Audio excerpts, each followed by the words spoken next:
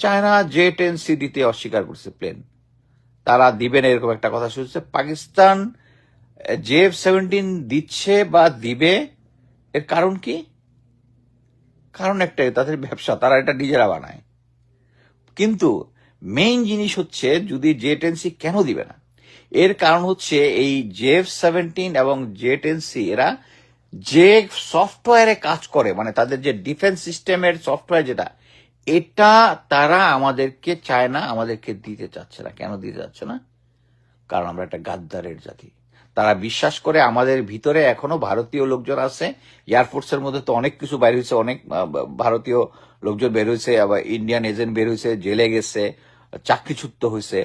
So এখনো যে তাদের ভিতরে আছে যে এটা তারা বিশ্বাস করে, তারা আমাদেরকে দিবে না। সো আমাদের ইন্ডিয়া আমাদেরকে ব্র্যান্ডিংটাকে এত আন্ডারমাইন করছে, ইন্ডিয়াকে দোষ দিয়ে লাভ নেই, আমরা নিজেরাই তো তাদের কাছে বিক্রি হয়ে গেছি। সো এই কারণে আমাদেরকে নেক্সট জেনারেশন, এই যে এখন জনাব তারেক রহমানের যেটা করা উচিত ছিল, প্রথমেই ঘাট ধাক্কা দিয়ে জেনারেল ওয়াকারকে সরায়া প্ল্যান করা যে ভারতে যে সমস্ত ট্রেনিং এ যায়, আমি তো নিজেই এটা নাম্বার অফ টাইমে বলেছি যে 100% লোক ভারতে ট্রেনিং এ যায়, তাদেরকে ট্র্যাপ করা হয় তাদেরকে 100%।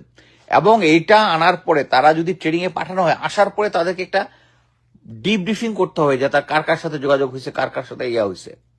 আমি নাম্বার অফ টাইম আমি এই রিলেটেড যত বলেছিলাম যে আমার 3 ফ্রেন্ডকে আমি ইন্টারভিউ নিয়েছিলাম, 3 জনের মধ্যে 2 জন স্বীকার করছে, 1 জন স্বীকার করে, তারা পরবর্তীতে আমার সাথে আবার যোগাযোগ করছে, কয়ে এটা কি আমার কথা বলছিস? আমি বলছি হ্যাঁ, তুই ক্যাপ্টেন থাকা অবস্থায় তার ইন্টারভিউ আমি নিয়েছিলাম।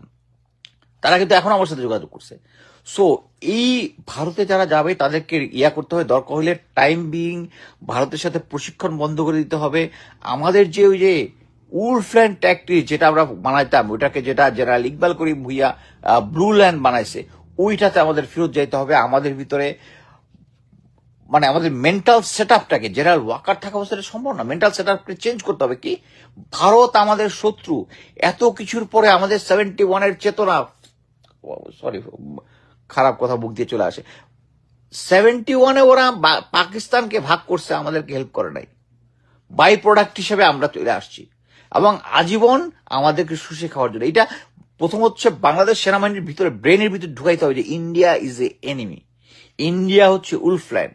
এটা যদি না করেন কোনো লাভ নাই। এই যে চায়না বলতেছে না J-10C, এই যে এত কিছুর পরেও ভারত মৃদু মৃদু কথা কেন বলে? কারণ সবকিছু একটা আন্ডারস্ট্যান্ডিং এর মধ্যে হচ্ছে, সবকিছু তাদের মধ্যে বিএনপির সাথে আন্ডারস্ট্যান্ডিং হচ্ছে। আমাদের এই পরবর্তী ইলেকশনের জন্য